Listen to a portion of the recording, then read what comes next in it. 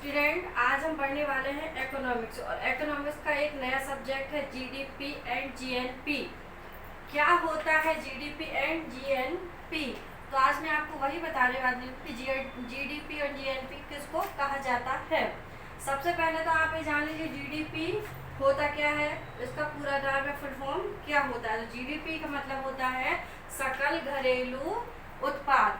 सकल घरेलू उत्पाद, सकल घरेलू उत्पाद में सकल का मतलब है सभी, एक देश या एक घर के अंदर जो सभी चीजें आती हैं या वस्तुएं आती हैं, सेवाएं, उसका मतलब सकल घरेलू मतलब एक घर के अंदर या फिर एक घर की सीमा के अंदर हो। उत्पाद में उत्पादित घर या देश में उत्पादित होने वाली वस्तुएं, सीमाएं, इस प्रकार इसका मतलब होता है सकल घरेलू उत्पाद।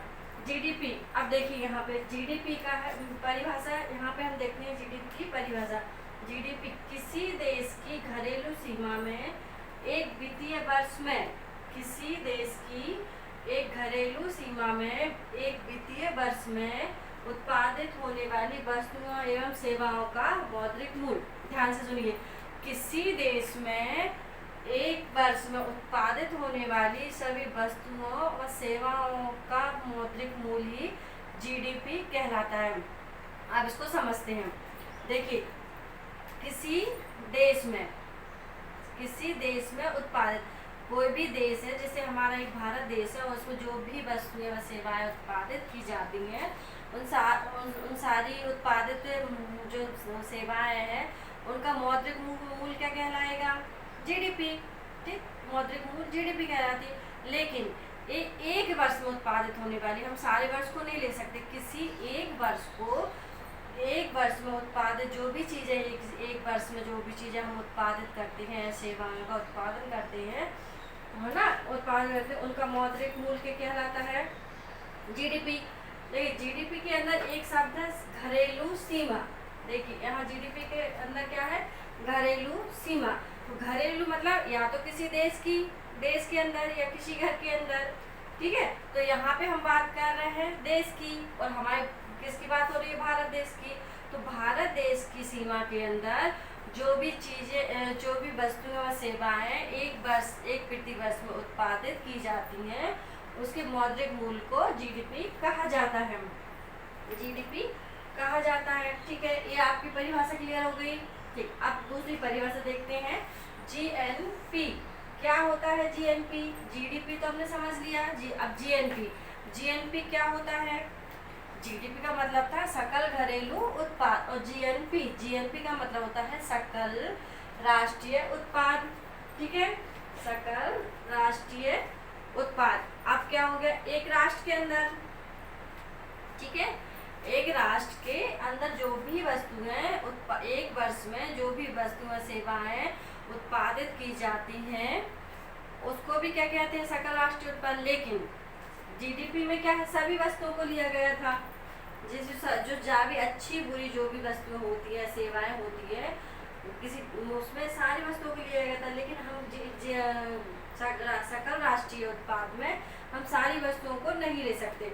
जब हम सकल राष्ट्रीय उत्पाद निकालने के लिए उसमें से विदेशों से प्राप्त आय को जोड़ दिया जाता है, और हमारे देश में जो विदेशी होते हैं उनकी आय को घटा दिया जाता है, तब हम भारतीय राष्ट्रीय आय के उत्पादन को निकाल सकते हैं। जैसे आप इसको समझिए, जैसे कि कोई भी एक देश है, इस देश में कोई भी दूसरे देश का जब आता है, कोई भी देश में जब कोई हमारे देश में काम करने आता है, हमारे यहाँ जो काम करने आता है, तो उसको वो क्या करता है? उसको आय प्राप्त होती है, और वो उस आय को क्या करता है कि बाहर भेज देता है अपने घर वालों पे, फैमिली या परिवार वालों के पास। तो हमारे देश की जो आय है वो बाहर चली जाती है। ऐसे ही जब हमारे देश का कोई व्यक्ति बाहर विदेश में बिजनेस या व्यापार करने जाता है, तो वो उस देश में जो प्राप्त आय होती है वो हमारे देश में आ जाती है। तो इसलिए जब सकल घरेलू उत्पाद की बात होती है, तो हम उन सारी आय को या वस्तु सेवाओं के मूल्य को उसमें शामिल किया जाता है। लेकिन जब हम राष्ट्रीय आय की गणना करते हैं, राष्ट्रीय उत्पाद की उत्पाद को निकालते हैं, तो उसमें से हम जो भी हमारे देश के जो व्यक्ति जो विदेशों से जो आय प्राप्त करते हैं उसको हम जोड़ लेते हैं, और जो हमारे देश से जो आय प्राप्त करके विदेशी जाते हैं उनकी प्राप्त आय को घटा दिया जाता है। इसलिए इसमें सारी चीजें दिया है।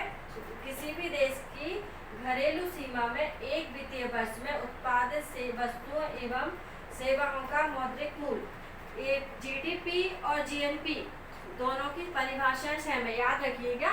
जीडीपी और जीएनपी दोनों की परिभाषा है। बस आपको इसलिए याद रखना है कि जब हम जीडीपी निकालेंगे तो हम उन सारी वस्तु व सेवाओं को शामिल करेंगे जो हमारे देश में उत्पादित हो रही हैं एक वर्ष में, प्रति एक वर्ष में। लेकिन जब हम राष्ट्रीय आय निकालेंगे,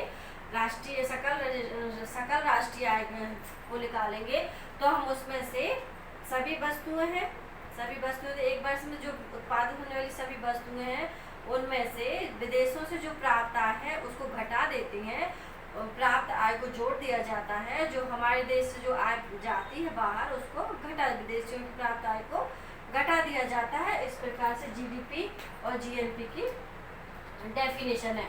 तो देखिए जीडीपी और जीएनपी की डेफिनेशन आपको समझ में आ गई। चलिए कल हम आप एक नया टॉपिक इसी के आगे बताऊंगी मैं आपको कि जीडीपी हम कैसे निकालते हैं। ठीक, हेलो, गुड डे।